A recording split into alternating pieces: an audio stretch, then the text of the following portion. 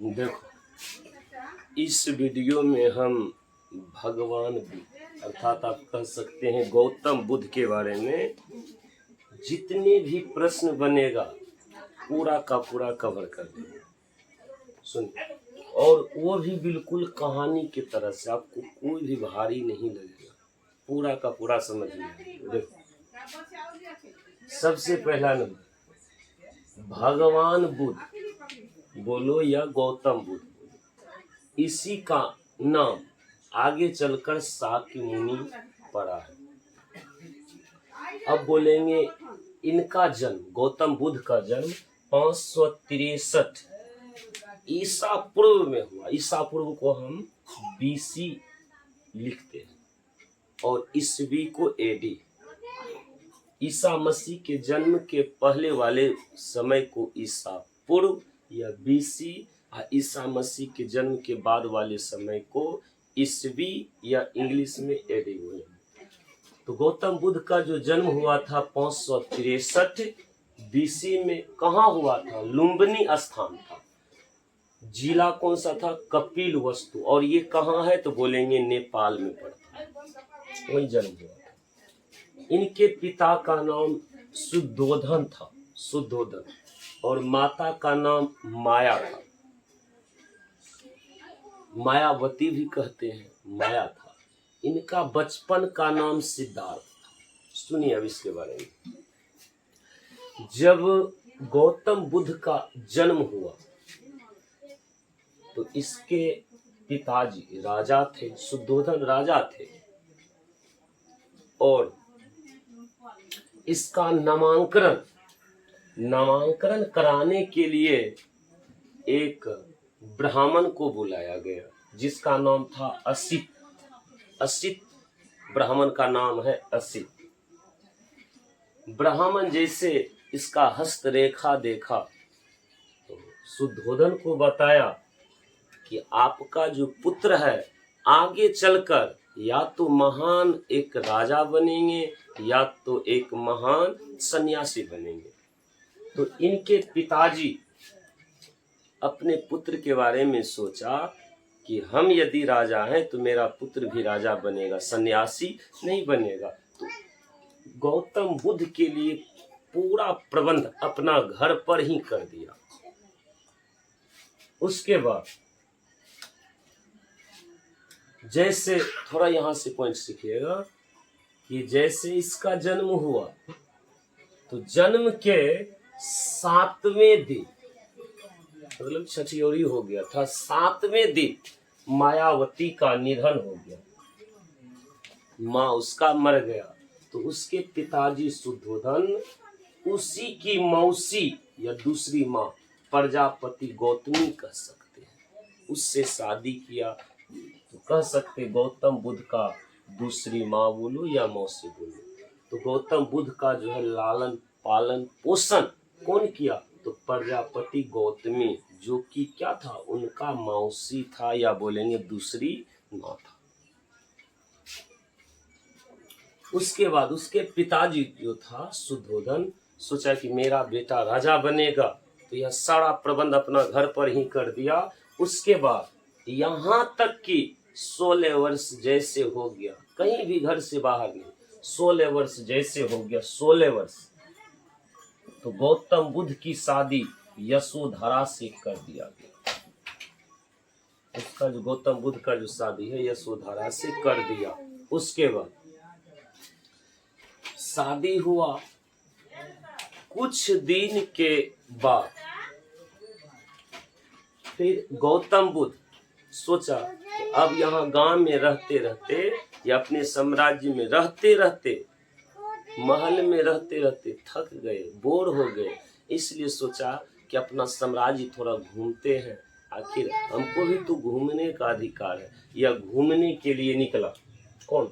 गौतम बुद्ध। अपने सारथी, जिसका सारथी का नाम छंदक भी बोलते हैं, कितना चन्नव भी बोलते हैं, सारथी को बुलाया और उसका एक प्रिय घोड़ा था जिनका नाम कंटक है, कंटक।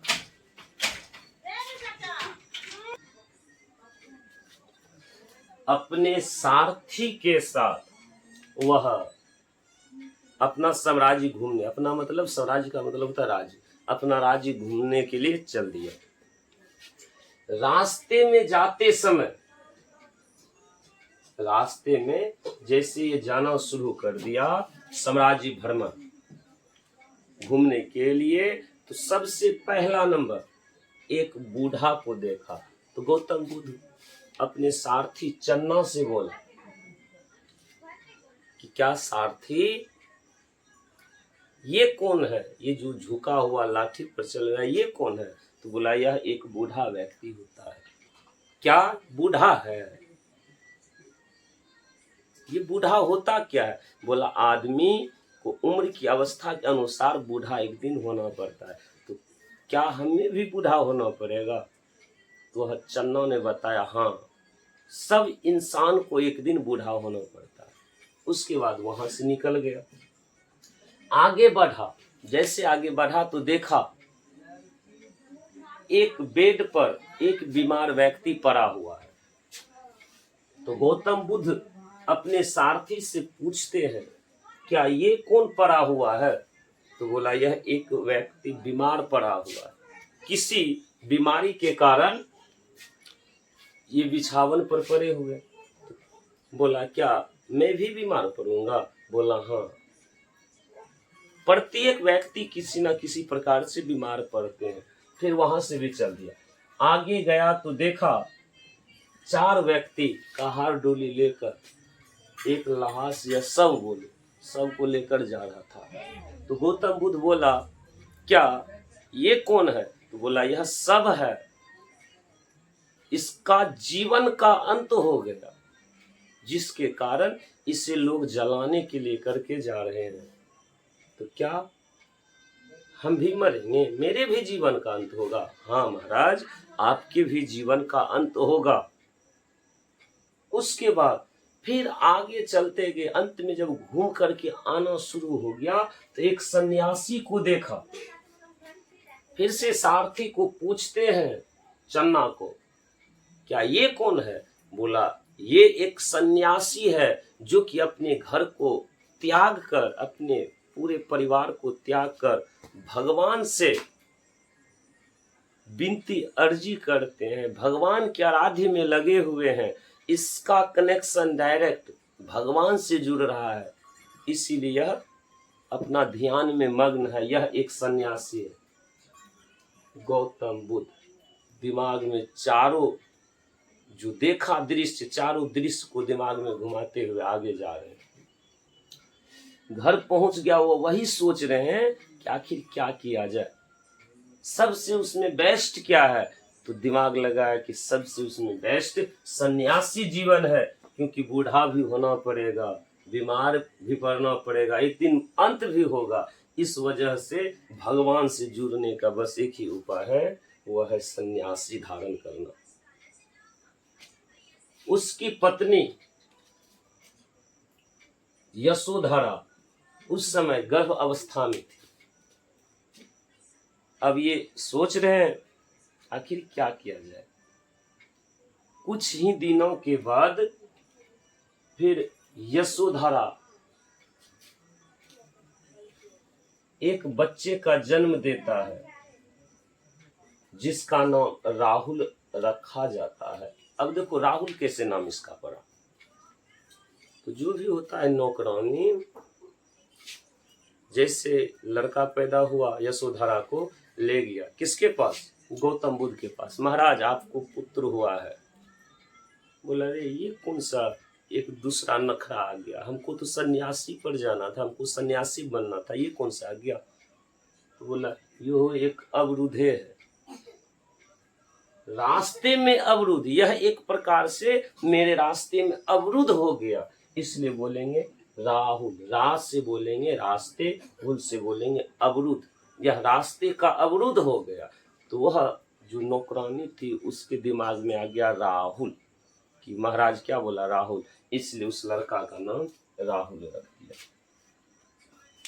राहुल का अर्थ पूछे तो रास्ते में अवरुद्ध होना, एक और बंधन होना, ये भी कह सकते हैं, एक प्रकार का बंधन, रुकावट।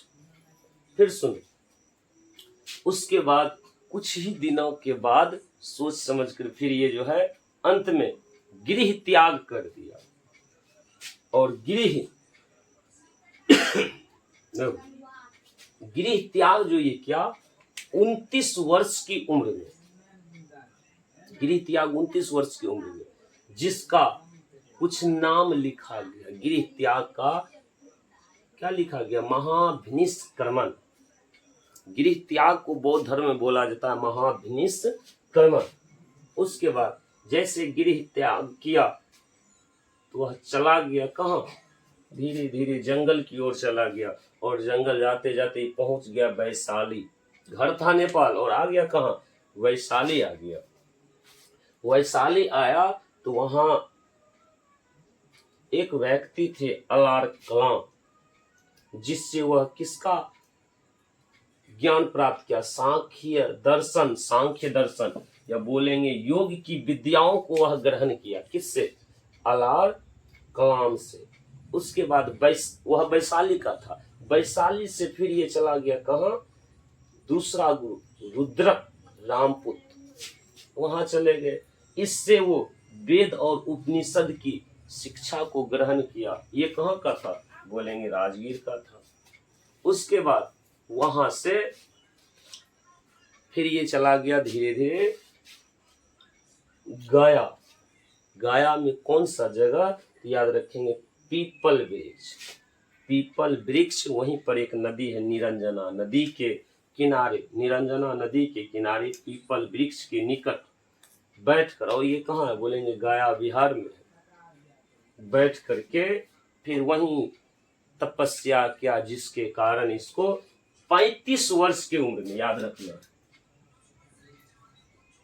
35 वर्ष की उम्र में इसे ज्ञान की प्राप्ति हुआ। किसको? गौतम बुद्ध को। फिर यह अब उपदेश देना शुरू कर दिया। प्रथम उपदेश यह सारनाथ में दिया, जिसको प्रथम उपदेश को बोला जाता है धर्म चक्र प्रवर्तन। और उस समय भाषा कौन सा भाषा में ये उपदेश दिया?